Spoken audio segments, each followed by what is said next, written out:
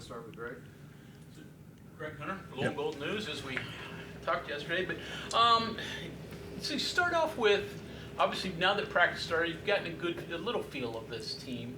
Strengths that you think you have: shoot it well, defend it well, pass it well. What are things you've seen so far you think you do well? I've really liked the progress we've made from June until now, just in terms of like the offensive concepts and things. I feel like our identity as an offense is getting better. Ball movements really improved, shot selection, those type of things. And then defensively, again, just with all of the new guys and concepts and terminology, I think we're starting to figure out some of the positioning that we're looking for.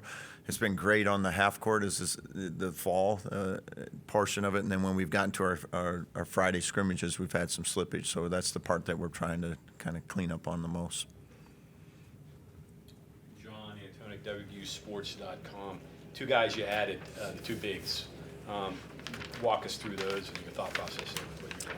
Yeah, we added a Harrison Abraham fairly late in the process, but much needed, and we're hoping that they can find a way to give us some minutes, and even more importantly, I think it's really added to our depth in the front line, just for practice and being able to compete at a higher level there, to have four guys now that we can play on the blue and whites and be able to get through an entire practice. So I'm hoping they're playing catch up a little bit, that they can continue to grow and expand their roles and fight for some of that playing time. Keenan Cummings, WVUsports.com. I know you didn't have your full roster yet. What did you learn about this team when you were at Renetto? I think the biggest thing was just learning, some guys love the water, some guys don't. We took them swimming. Some guys like the spaghetti, some guys don't. But it's, I think I'm joking about it, but that's also kind of what you figure out about your team a little bit is, who are they as you're hanging out for 10 days and you just got your whole group and you're doing tours and that type of stuff. But on the basketball floor, I liked the way they came together and played. I thought the three games were all a little bit different. They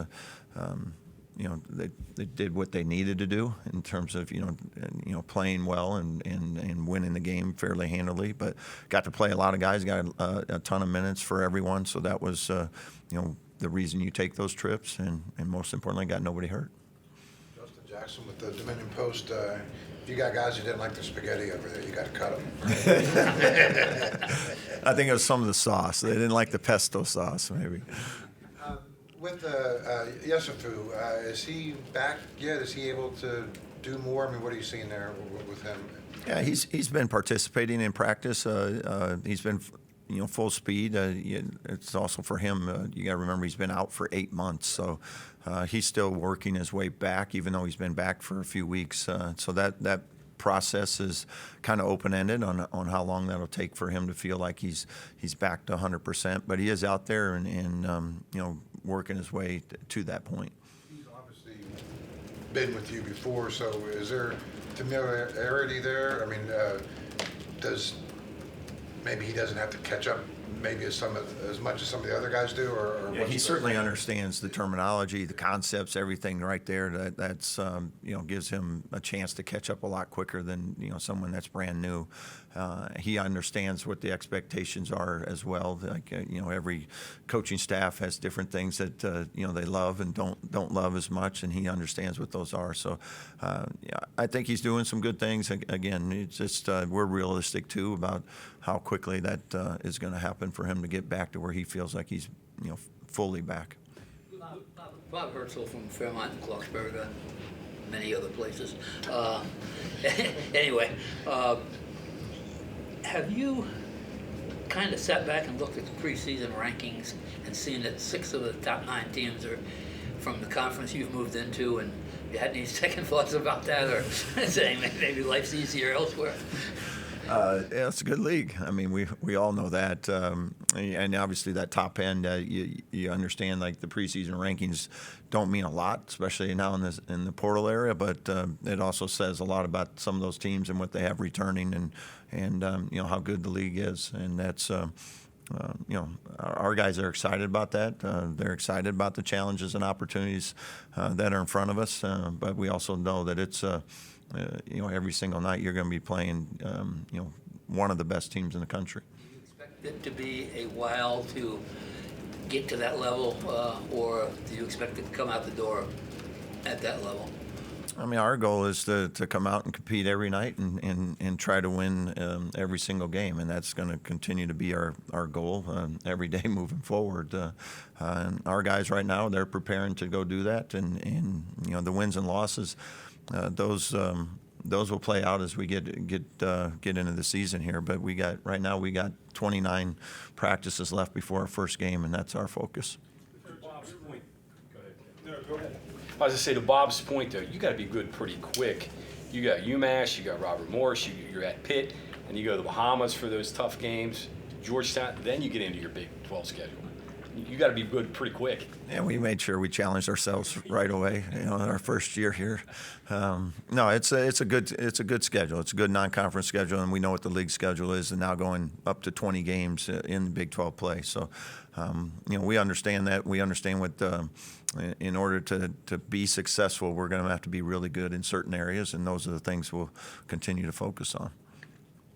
I know once the semester started, you guys are kind of still like in a workout schedule, but preseason practice, I mean, it's fully started now. Like, when did that?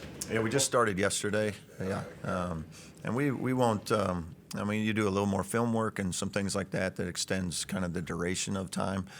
But we don't. I'm not a 3-hour practice guy. We try to keep our intensity level up, shorten it maybe 90 minutes, but make sure we're doing everything at kind of a high octane level and try to make them practice the way they're going to perform in a game as much as possible. But now you are in basketball mode, right? We are in basketball mode. Yeah. I think we've been in it for a while. Sure.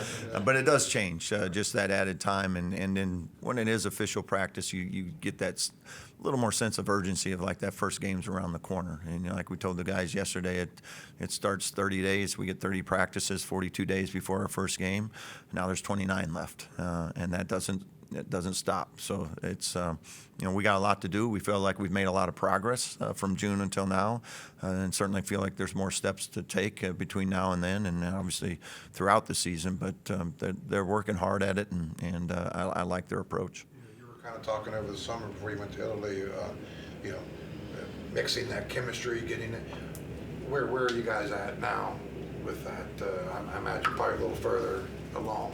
Yeah, we got a much clearer identity, I think, as a coaching staff of what we think it should look like, and some of the roles are starting to get more defined. They're certainly not, set in stone by any means, but the guys are still competing for, starting spots, for role spots, and all the way across. So, and we want that. We don't want the guys to get complacent in September here. So, but again, I think our identity is starting to show up, and now it's just trying to get that identity to be on a more consistent basis every day. You try to. Go ahead, Ken. No, go ahead, John. I'm just thinking at the same time. Go ahead, bud. Kevin Kender from the Blue and Gold News. Coach, looking at your offenses in past years, it seems a little positionless, a lot of interchangeability, especially on the perimeter. Is that something you strive for, or has that just been kind of the character of your personnel? What level, on that path is this team? Yeah, we certainly try to play offense that way. We try to have it be as positionless as possible, open up the floor as much as possible as well. There'll be times that we're really positionless with 1 through 5, just with a little bit of our lack of size. But I do think on the offensive end we have guys that multiple guys that can handle it, play make, space the floor, which is something that we try to do. Put a huge emphasis on ball movement, and then taking care of the basketball. That's probably our number one priority that we talk about every single day, is just not turning the ball over and making sure we get as good an opportunity as we can. And Monty Hansberry, just to get specific, he's an undersized, 5 men, but he's also going to present some opportunities for us on the offensive end with his ability to space the floor. So we got to be able to utilize that component since we are undersized, but then on the defensive end, get creative in how we can kind of protect ourselves with a little bit of lack of size on that side of the floor. So in that, on the the offensive end, your bigs have to do what to make this offense successful? They touch the ball a lot in space, so they have to be able to have the ball up at the top of the key and make decisions. They don't have to break people down, but they got to be able to throw a back cut pass. They got to be able to dribble handoff, and then be able to roll or pop depending on what their best scenario is for them. But that we do ask them to be involved with the offense a lot more out on the perimeter than maybe a lot of offenses would. I know you're learning your team, and that's a continual process. Would it be fair to say that you still don't know about them when things are bad? I mean, your son, some of the guys that you work with. You try to create things to try to learn about them, how things go when things aren't going well? Yeah, I'm the ref every day, so yeah, I give them plenty of bad calls. So and they look at me, I was like, I didn't see it, yeah, we try to put them in situations where it's stacked against them a little bit to create a little, some of that. I think on every team, every single year, whether you got a lot of returners, there's always a piece or two missing from every team. In our case, we have a lot of new guys. And the hardest thing for every team is you've got to learn how to win together. And how do you do that? Because it's not always hitting 18 threes every night. So you have to figure out a win on a night where you're 2 for 15 and you're getting some tough calls or you're on the road. How do you find a way to win those games? And right now it's just me giving them bad calls. But we're getting there, and that's a process as well. And it's a lot of times that doesn't happen on November 4th either. That's a season-long process of how do you fight through adversity and find a way to, from a mental toughness standpoint, how do you figure out a way to win those games? I guess that's the secret, right? Figuring that out and still winning. That's the hardest part, right? Yeah. Everybody learns from losses, right? But being able to learn from wins and all that too, I guess. It all matters. I mean, every single night you're going to learn something new about your team. Every single practice, I think you learn something new about your team, and just make sure you're continuing to, make the steps you need to make to be more successful. Coach, obviously the Italy trip was like a month and a half ago, but Powell did a lot of really good things for you guys over there. What's he been like since? I mean, was that maybe just a good week for him, or has he been as good as what he was, in Italy? Yeah, he's done some really good things for us, and like a lot of incoming freshmen, he has really a good week, and then he'll have a week where he makes some of those mistakes. But what I love about him is his approach every single day. Is he just wants to get better. He wants to try to be great, and that's when you have someone that's willing to come and take that mindset every day. Those mistakes are a lot easier to overlook because he's just trying to do what he can to improve as an individual, and then also to help our team. And he's doing some really nice things. I think he's going to have a good freshman year for us if he continues with that type of mindset. You mentioned identity earlier. What do you want this identity to be? What should other teams say about your team, ideally? Yeah, the biggest thing, and it's our league on top of that, but I want our identity to be, you should be able to walk in that gym and everybody should walk out talking about how hard we play and how connected they are, feel that life and that energy every single day. And that's not only from the team, but also from our coaching staff, that enthusiasm and love to compete and try to play at the highest level. And the X's and O's pieces, I mean, we can talk about those sides too, but if you don't have those other things, then none of that probably matters. You've used connected a couple of times, and even this summer, in describing things that you're looking for. I'm assuming some of that is just passing, ball movement, things like that. Anything else included in connected that you're looking for? Yeah, I think connectivity as a defense is just as important because things happen on defense that you can't just draw up and script everything. So you have to be able to react and play off of one another, no differently than you do on offense.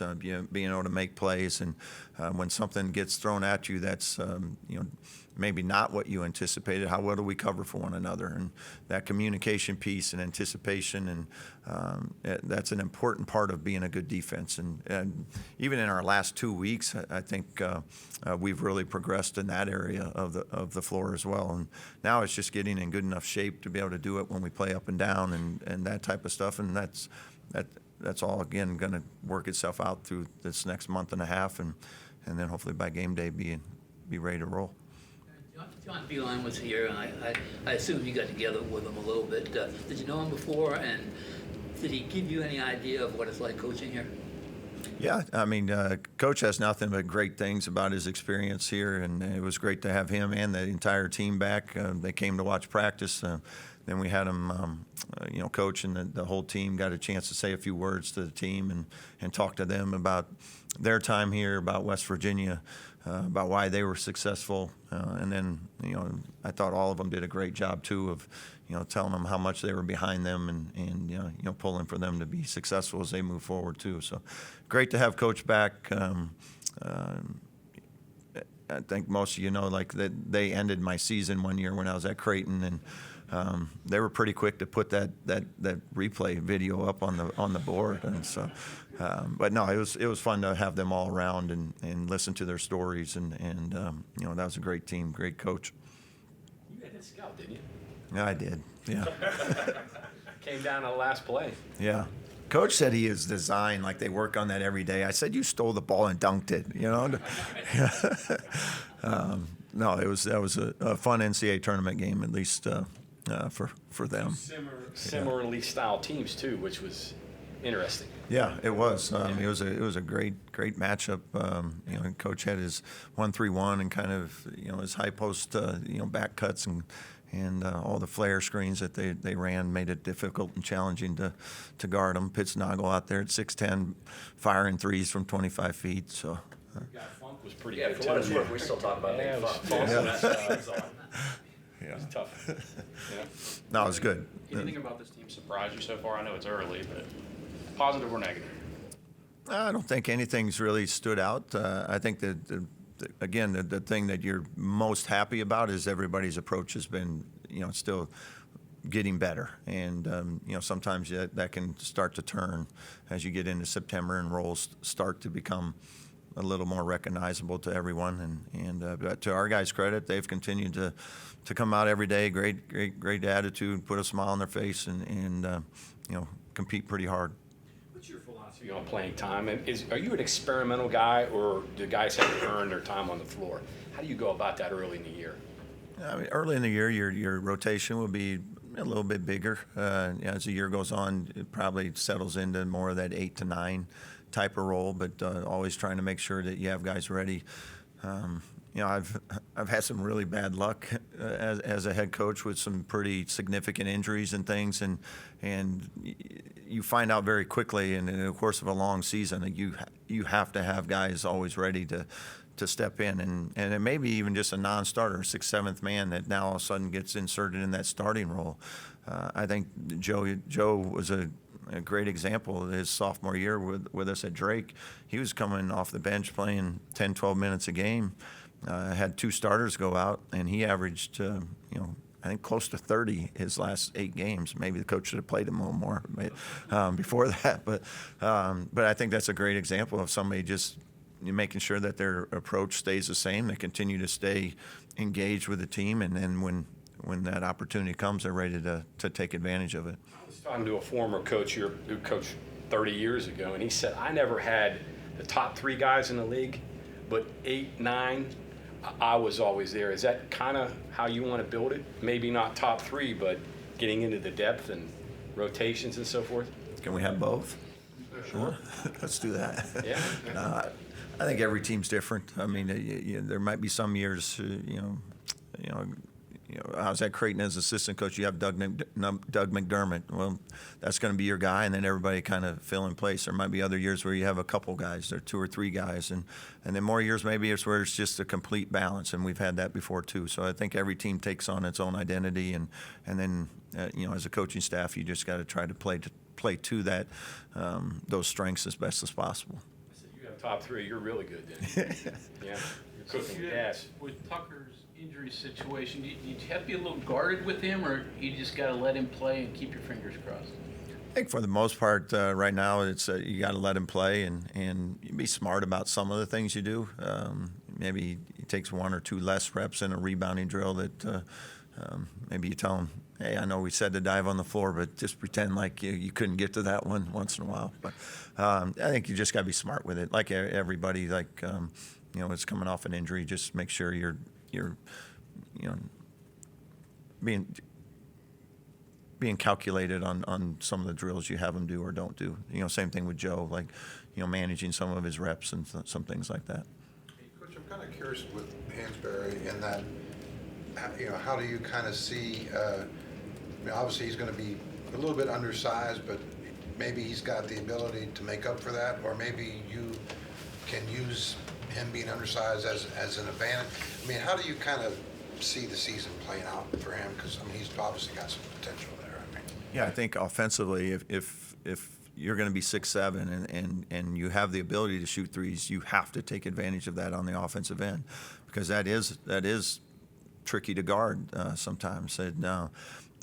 So for us to be successful on offense, we have to be able to utilize Amani out in space some, and it's tricky a little bit because you can't always have him just popping either. You got to put some pressure on the rim with the pick and roll and having the ball handler and stuff. So he's been working through that too, of finding where can he choose his spots to pop and put pressure on the defense in a 5-man to draw out, get those 7-footers out in space, and when to put pressure on the rim as a roller in the pick and roll game. And so we're going to do everything we can to utilize kind of, okay, we're a little undersized there, but we also have some unique advantages of being able to play 5 out and him able to space the floor more, and we'll try to use that as much as to our advantage as we can. Got to be your leading rebounder, do you think, or?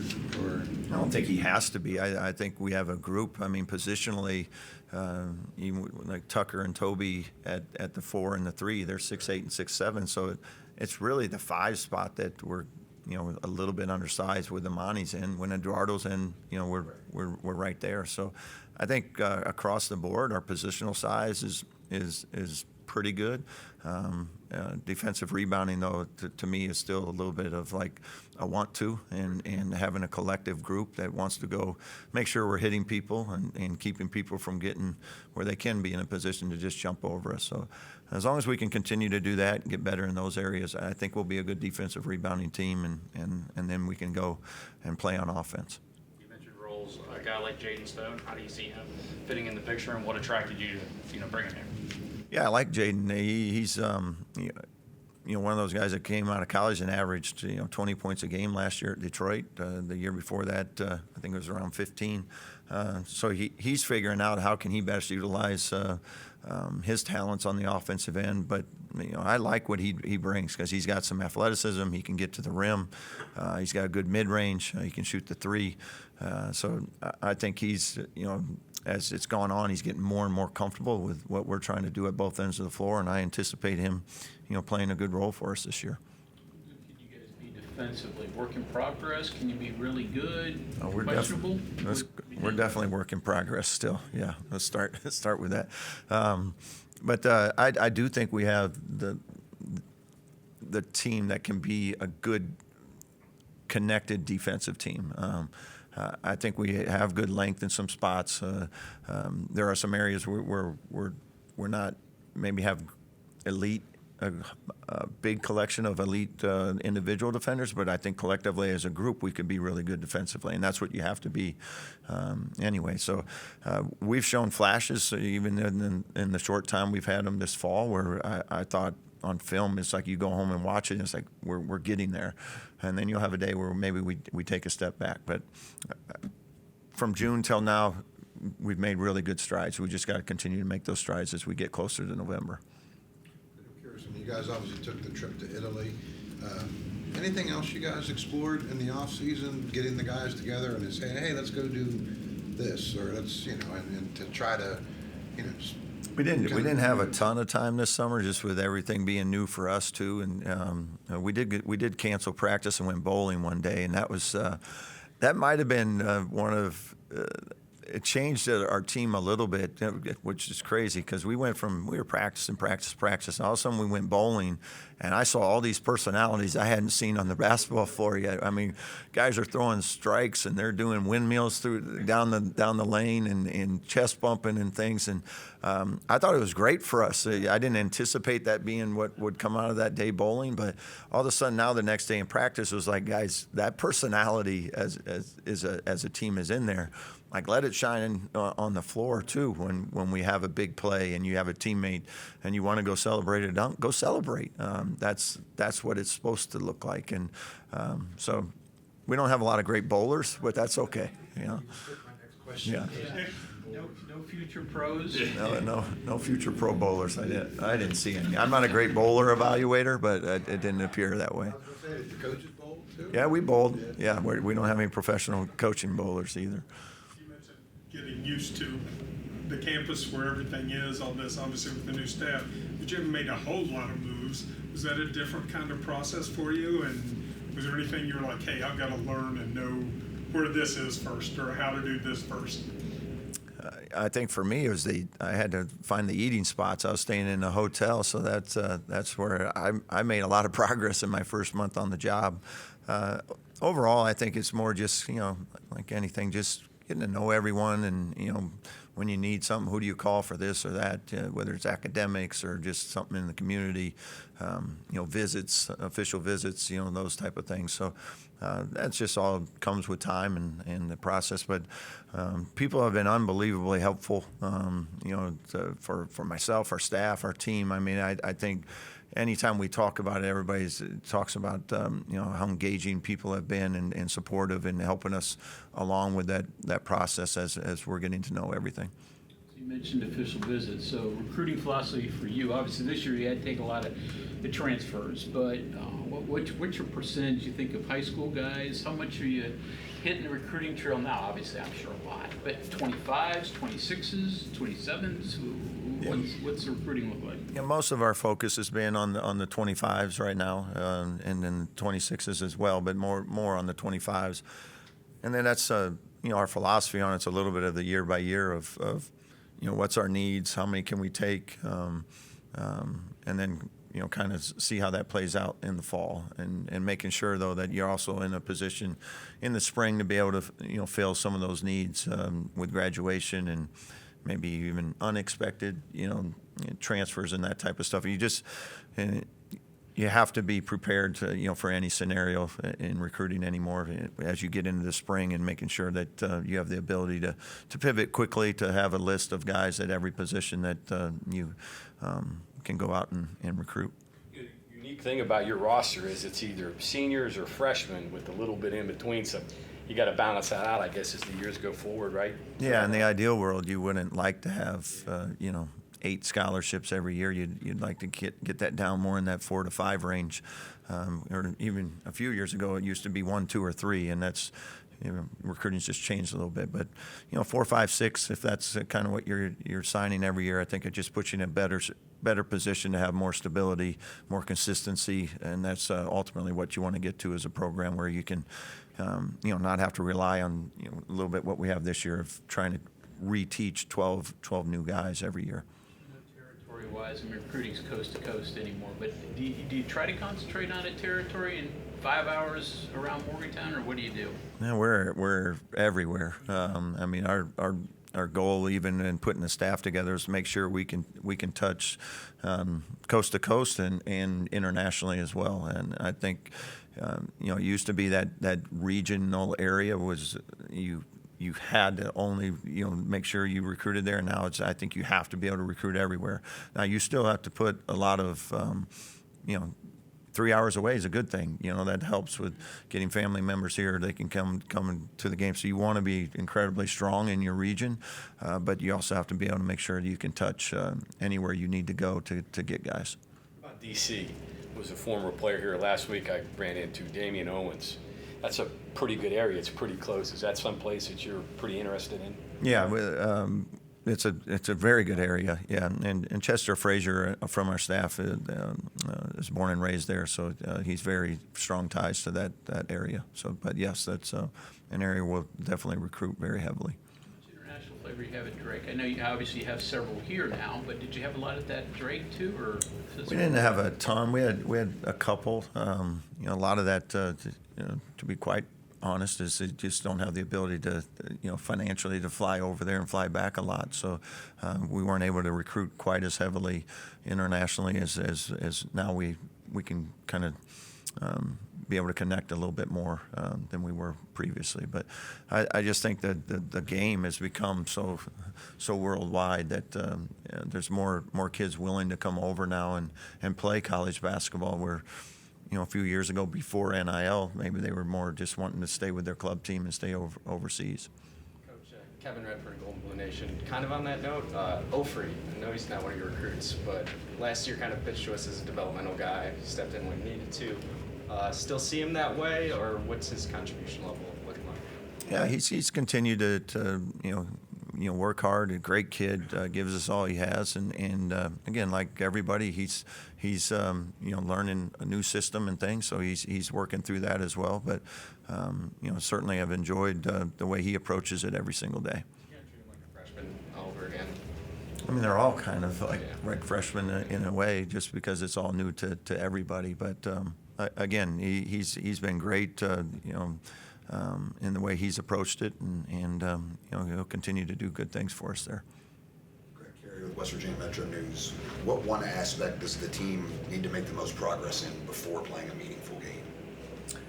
Consistency defensively is where we've got to make some strides. I mean, that's the one thing that shows up on tape right now is just especially as we continue to get deeper into practice and the conditioning starts to set in, is making sure like our positioning and those type of things that I think are so critical for us to be a good defensive team. They start to get a little stretched out, and now those opportunities to score become a little bit easier. So we're getting there. Those habits take a while to create, and you don't create habits in a few weeks, but they're getting a lot better, and eventually you just get to that point where it kind of clicks, and that's we're not quite there yet, but I think we're getting closer to that. Kind of what Greg was talking about with recruiting moving forward in the future. Would you like to do predominantly high school and build over time, or mix with transfers? Or? I think you're going to have to do a mix. That's just the way college, all recruiting is in all sports. You have to be able to do both. Just because, in the spring, if you have an unexpected departure, you're going to have to be able to be strong in the portal and make sure you have those ties. And I think the biggest thing for us in recruiting is making sure in the high school recruiting we're spreading a very wide net, so that even with kids we don't maybe get the first time around, that there's a relationship that's already been formed and built, because those in the springtime when the portal happens, those recruitments are a lot of times 1 to 3 weeks.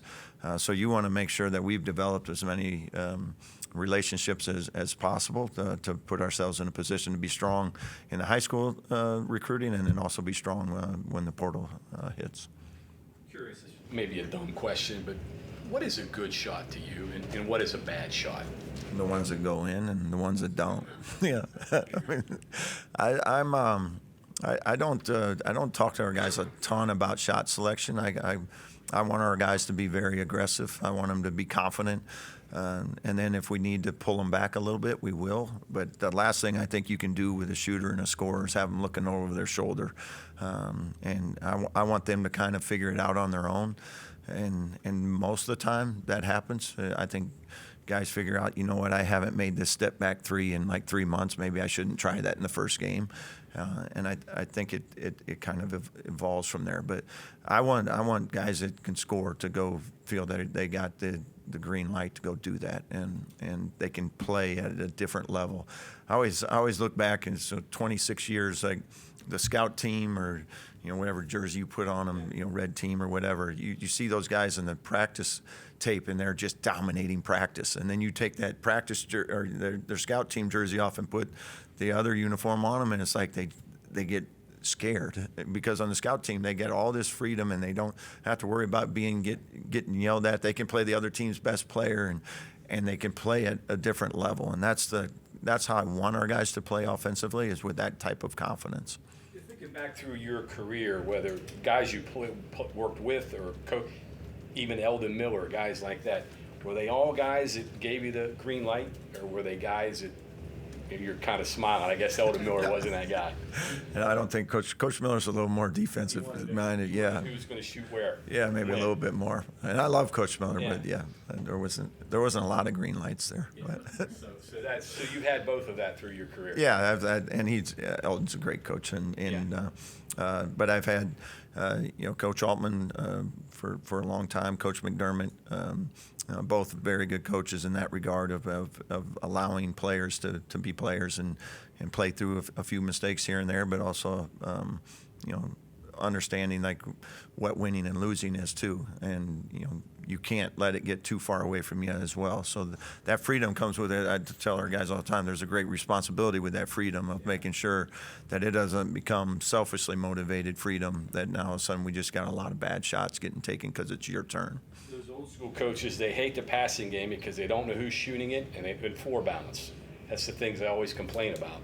Yeah. You don't know who's shooting it, you don't know how to, Yeah, and we have a lot of freedom in our offense. A lot of guys are going to touch the ball, and then when we want to get a specific shot, we can dial up those numbers. But in general, again, over the course of time, I just think our guys understand what they're good at and what they're not as good at, and they play to their strengths as it evolves. But I never want them to stop growing their game either. So I want them to continue, especially in practice. You can continue to try things and stuff, but get on game day, know which one is going to help us win and which one you're maybe not quite ready for yet. Anything else? Coach, thank you. Yep. Thank you all.